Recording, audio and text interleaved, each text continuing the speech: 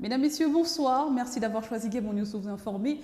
Bienvenue dans cette nouvelle édition d'information que nous ouvrons avec cette traditionnelle conférence de presse du porte-parole de la présidence de la République, Ali-Claude Pili-Bienzé. C'est de retrouver avec les hommes et femmes des médias pour revisiter l'agenda du chef de l'État Ali Bongo Ondimba. Il s'agissait de la visite de Sa Majesté le roi Mohamed VI, de l'inauguration du centre métallurgique de Manda et de sa participation au Salon de Bourgier en France. Et évidemment, les questions de l'actualité brûlante dans notre pays. Il était au micro de Justin Bétégué. Suivant. Nous avons, en l'espace de quelques jours, reçu au Gabon Sa Majesté Mohamed VI, roi du Maroc, et en même temps que le chef de l'État Ali Bongo Ondimba s'est déplacé à Jeddah pour être lui-même reçu par le nouveau roi d'Arabie Saoudite, et ensuite un déplacement en Europe. S'agissant du séjour du roi du Maroc, le Gabon et le Maroc entretiennent d'excellentes relations, cela depuis des décennies, excellentes relations diplomatiques qui induisent également une excellente coopération économique et également commerciale.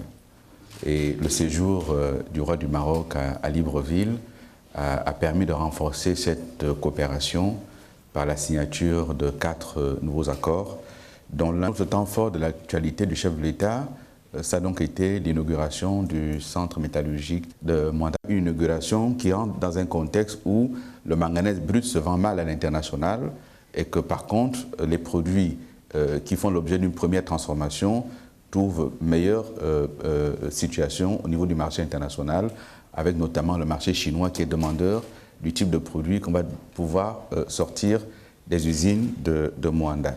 Sur les déplacements internationaux du chef de l'État, il y a eu donc sa participation au 51e Salon du Bourget, avec à l'inauguration le chef de l'État qui a été aux côtés du président français François Hollande pour cette inauguration.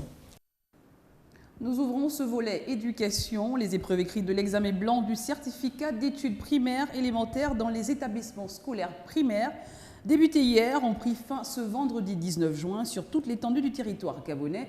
Selon les examinateurs, les épreuves se sont déroulées dans le calme et la sérénité.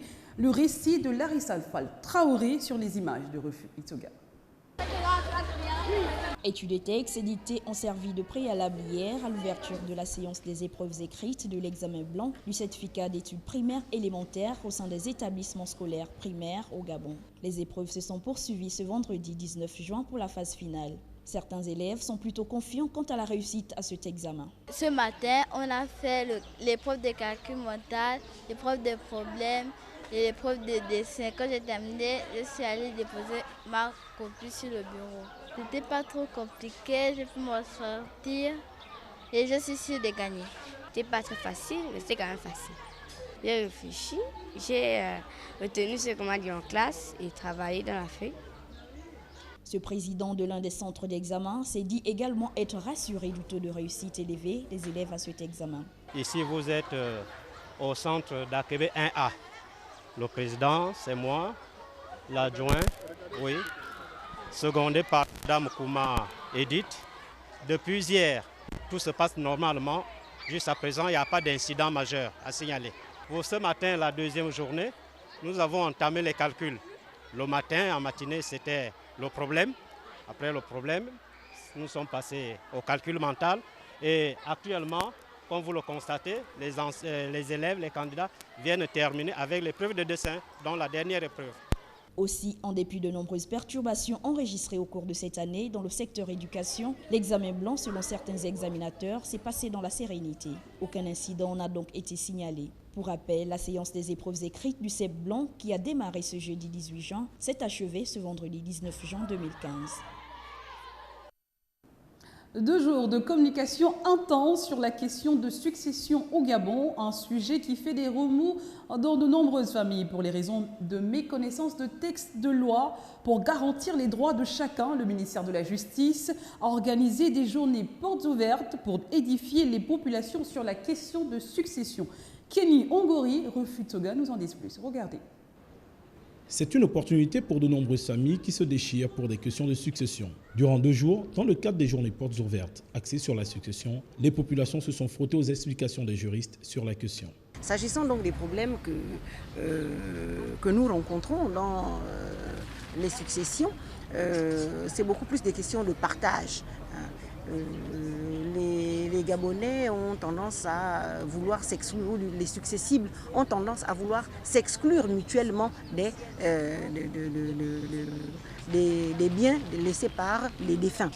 Des droits bafoués, des familles entières spoliées, alors que le droit est clair sur la question de succession. Les héritiers légaux, vous avez les pères et mères, vous avez le conjoint survivant, vous avez les enfants. Dans la loi, vous verrez les ascendants, les descendants, le conjoint survivant, mais vous avez compris qu'il s'agit des mêmes personnes. Et les frères et sœurs qui ne viennent à la succession légale que lorsqu'il n'y a pas d'enfants. Et donc vous avez là donc les différentes catégories de successibles.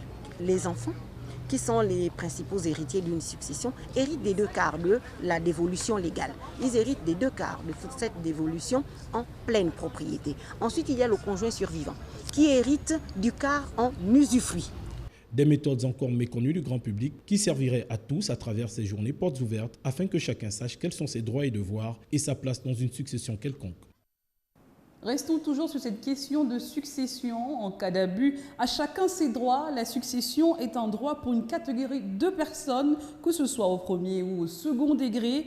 Elle doit être respectée par tous. Mais les veuves et parfois les orphelins sont victimes de spoliation. L'initiative du ministère de la Justice arrive au moment où un besoin de connaissance des textes de loi sur la question sont souvent bafoués. Voyons tout cela avec Kenyangori Refutsoga.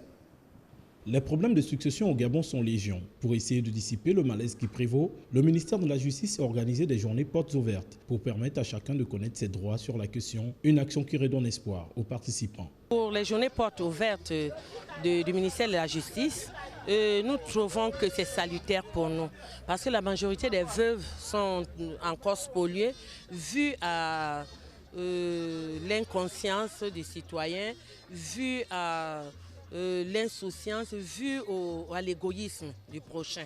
Et pour nous, c'est une bouffée d'air. Pourquoi? Parce que beaucoup de veuves ne connaissent pas leur situation, ils ne connaissent pas comment on peut décanter leur situation, ils ne connaissent pas la loi. Cette campagne de vulgarisation de la succession réjouit les veuves principales victimes de spoliation et leur redonne espoir et confiance. Si ces journées-là peuvent se renouveler chaque fois, ça nous permet que nous soyons non seulement édifiés, mais que nous puissions nous défendre sérieusement. Bon, mon cas, j'ai été spoliée depuis 2009, j'ai été chassée, je suis encore dans la rue, mais j'ai confiance parce que dernièrement, la directrice des affaires judiciaires nous a fait appel. Le ministère de la Justice a recensé les veuves qui voulaient que leur situation se décante. Et nous avons déposé les dossiers. Et là, la machine est déjà en marche parce que la majorité des veuves et les orphelins sont appelés et les situations se décantent déjà. Il faut retenir que la succession est la transmission légale des biens et des obligations d'une personne décédée à ses héritiers. Elle peut être réglée par la loi ou par le testament, au détriment de la méthode récurrente observée chez de nombreuses familles au Gabon où la spoliation des biens des héritiers est monnaie courante. Autre chose, ce 13 juin s'est tenue au quartier Nzengayon la cérémonie de lancement officiel de Cyber School Entrepreneuriat, un incubateur d'entreprise qui vise à promouvoir l'entrepreneuriat des jeunes Gabonais. Ce sont donc les représentants de 14 entreprises que compte Cyber School qui ont accueilli la délégation conduite par le maire du 2e arrondissement de Libreville qui ont tenu à prendre part à cette cérémonie. Un compte rendu de Marvin Beryl.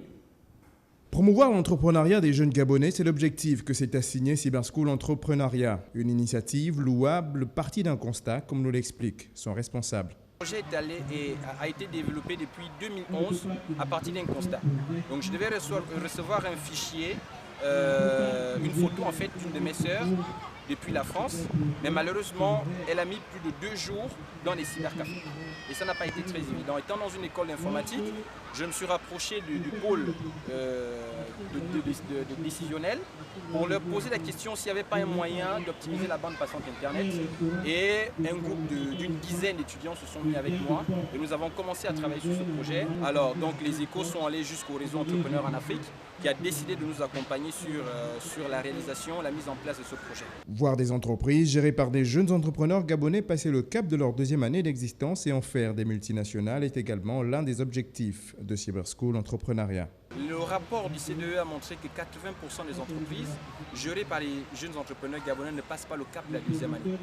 Donc c'est pour cela que nous avons réfléchi sur un moyen d'aider ces jeunes entrepreneurs à mettre en place des moyens nécessaires pour pouvoir créer de la valeur ajoutée dans leur business. Alors, donc Cyberschool, en quelques mots, c'est un bâtiment. Nous faisons des bureaux, nous proposons des formations, nous accompagnons des porteurs de projets, nous accompagnons des jeunes entrepreneurs dans leurs différentes activités.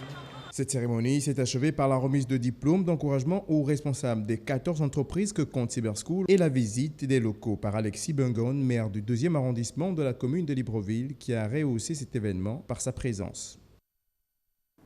Restons toujours avec ces jeunes entrepreneurs. L'inauguration de ce Cyberschool Entrepreneuriat a été l'occasion pour les jeunes entrepreneurs de revenir sur le sempiternel problème du manque d'assistance financière de leurs projets de la part des autorités en charge de financement des petites et moyennes entreprises. Le point avec Larissa Faltraouri sur les images de Marvin Biril.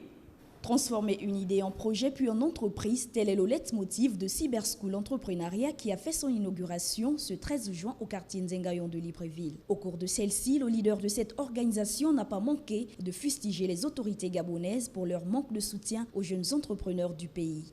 Je suis assez gêné de parler de ça, mais personne ne m'a aidé. Au niveau des autorités, je n'ai eu le soutien financier, on va le dire, de personne. Après avoir obtenu le financement en Europe, il fallait que les banques ici puissent nous accompagner. Parce que nous avions un business plan, on va dire en béton, nous avions des experts qui étaient payés pour nous aider à mettre en place ce projet-là.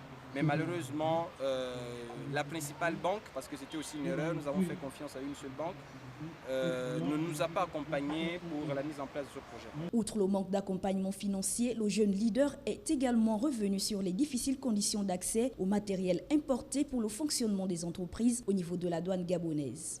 Même la douane ne nous a pas aidés parce qu'on a fait venir du matériel, il fallait faire le dédouanement des marchandises, nous n'avons pas été aidés. Donc c'est assez dommage de voir des jeunes qui se battent, qui essayent d'aller de l'avant et voilà, les autorités ne bougent même pas d'un petit doigt pour les accompagner.